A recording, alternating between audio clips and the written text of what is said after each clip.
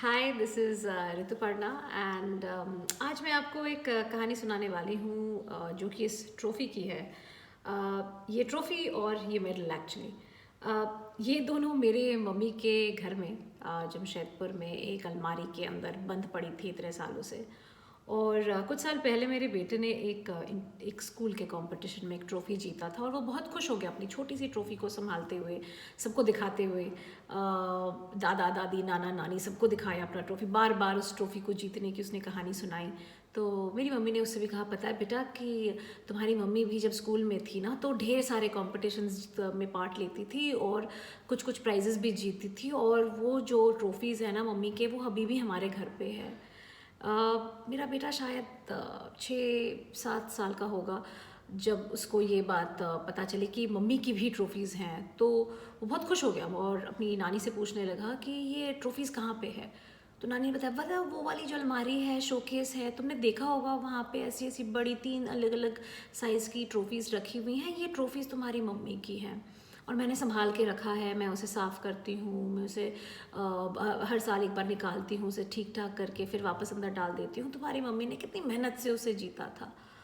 तो मेरे बेटे ने कहा कि वो ट्रॉफ़ी मुझे चाहिए। अब एक छोटा सा लड़का है तो आपको समझना होगा कि एक छोटे से लड़के के लिए उसको शायद ये लगा होगा कि मेरी मम्मी की ट्रॉफ़ी भी मेरी ट्रॉफ़ी। मेरी मम्मी ने कहा कि हाँ बेटा, बिल्कुल तुमने ठीक कहा, ये ट्रॉफ़ी अब तुम्हारी होगी। मैं करती हूँ ये काम कि तुमको ये तीनों ट्रॉफ़ीज़ भेज देती हूँ और तुम अपने डेस्क पे से सजा के रख लेना।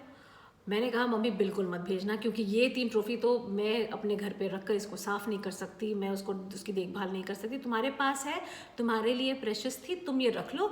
अब मेरे लिए कोई ज़्यादा इसके लिए कोई मेमोरीज़ नहीं है या फिर कोई अचीवमेंट तो है नहीं कि अपने घर के अपने शोकेस में मैं सजा के रखूँ इसे। आपके बच्चे ने जीता, आपको अच्छा लगा, इतने साल आपने रखा, आप उसे रखो। तो मेरी मम्मी ने कहा कि नहीं नहीं, एक तो उसको मैं भेजूंगी क्योंकि देखो वो मांग रहा है मेरे से। तो उस मम्मी ने ये वाला भेजा।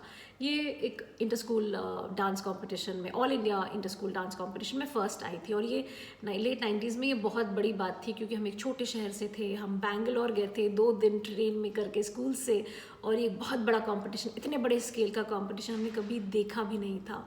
और ये कंपटीशन हमने जीता था एज अ ग्रुप। तो ये सबको मिला था, सब everyone who participated in that group, सबको ये ट्रॉफ़ी एक मिला था। तो ये मेरा फर्स्ट, और एक सेकंड भी है और एक थर्ड भी है, अलग अलग कैटेगरीज में, अलग अलग इवेंट्स में। लेकिन कहानी तो ये थी कि ये बहुत इस ट्रॉफ़ी को जीतने के पीछे बहुत सारी यादें हैं। वो स्कूल ट्रिप, स्कूल से स्कूल को रिप्रेजेंट करना एक बड़े से इवेंट में, और फिर उसको जीतना, और फिर उसको वापस लेकर आना और अपने स्कूल में भी एक्कोलेट्स जीतना उसके लिए। तो एक वो स्कूल वाली अच्छी सी मेमोरी थी इस जीत के पास। लेकिन ये जो छोटे छोटे मेडल्स हैं ना, ये जो मेडल्स हैं ये भी मम्मी ने भेजे और मुझे इसके बारे में कुछ याद ही नहीं है। और मैंने कहा ये किसके मेडल्स हैं, ये मेरे नहीं हैं। मम्मी ने कहा बेटा ये तुम्हारे ही हैं और तुमको इसकी कहानी याद नहीं है। तो मैंने कहा कौन सी कहानी थी। तो उसके बाद मम्मी और मेरे पापा ने बैठकर मुझे ये कहानी याद दिलाई, और ये कहानी है जो मैंने अपने बेटे को अभी सुनाई नहीं, क्योंकि अब वो थोड़ा सा तब छोटा था, लेकिन अब वो 10 साल का है। लेकिन अभी भी वो स्टेज पर नहीं पहुंचा है जहाँ पे कोई उसको उसके अधिकारों को वो पकड़ के रखे या उसके जीत के अधिकार को रोक ले।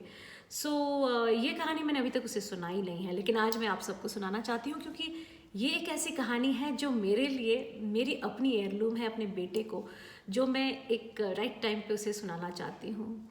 कहानी कुछ ऐसी है कि मैंने क्लास 12 में जीता था। और जब हम क्लास 11-12 में थे तो मैंने अपना स्कूल बदला था, एक स्कूल से दूसरे स्कूल गई थी क्लास 10th के बाद। और मेरा +2 को एडुकेशनल स्कूल था, तो उसमें हम लड़के लड़कियां एक साथ पढ़ते थे। और मैं कॉमर्स सेक्शन में थी। कॉमर्स में मैंने मैथ्स छोड़कर मैंने साइकोलॉजी ले रखी थी क्योंकि मुझे साइकोलॉजी बहुत अच्छी लगी थी और मुझे मैथ्स बिल्कुल नहीं करना था। तो I was one of those few students who had this option to study commerce, rest of the subjects as any other commerce student, economics, accounts, but not with mathematics but with psychology. तो उस school में जब हम पढ़ते थे तो हर साल like at the end of the year there would be summing up of all the grades and the marks, and toppers को हर सेक्शन से प्राइजेस मिलते थे और प्राइज के हिसाब से एक उन्हें सर्टिफिकेट मिलता था और एक ये मेडल मिलता था। तो तो क्लास 11th में मैंने शायद 2-3 सब्जेक्ट में टॉप किया होगा और मुझे मिल गया। बट क्लास 12th में जब मैंने 2 सब्जेक्ट्स में जीता, तो स्कूल के वाइस प्रिंसिपल ने मुझसे बोला कि तुम 2 में नहीं जीत सकती। तो मैंने कहा क्यों? तो बोले नहीं, तुमको तो एक मिल चुका है ना, पिछले साल भी तुमने जीता था, इस साल ये इकोनॉमिक्स में जाने दो। तो मैंने कहा जाने दो का मतलब क्या होता है? तो he said no, we'll give it to the other boy. And I was not ready to get that answer. I said, really? How can you even give a award, a prize, which I have earned so hard? I had to work so hard to earn that award, and you're giving this merit to somebody else. What sense does it make? So he tried to tell me that in not so as many words. He said that तुमको तो एक मिल गया है, पिछले साल भी तुम जीत चुकी, so just be happy with what you've got. And I said, no, if I don't get this, I will not take the other one. Because I have worked the entire year, I've proved a point, I earned it, and I want it in front of everybody. So I remember that incident today. I mean, when my mother sent this to me, जब mummy ने ये भेजा तो मुझे ये कहानी बिल्कुल याद नहीं थी। एंड मम्मी पापा ने दोनों बैठ कर मुझको याद दिलाया कि तुम्हें याद नहीं है, तुमने ये मेडल कितना लड़के जीता था, तुम जीत चुकी थी, तुम्हारी मेडल किसी और को जाने वाली थी और तुमने मना कर दिया। You took a stand and you said I am not going to come to the award ceremony. और पूरे क्लास को पता था कि मैंने टॉप किया था, सबको पता था। And I said I am not going to bow down, I am not going to let anybody else take the credit for what I have earned. And today this little story really takes me back to what I was like, an 18-year-old, 17, 18-year-old. I was full of life. I still am. There's no difference. But the one thing which my father taught me as a kid, and I think that's something which has stayed with me, is fight for your right.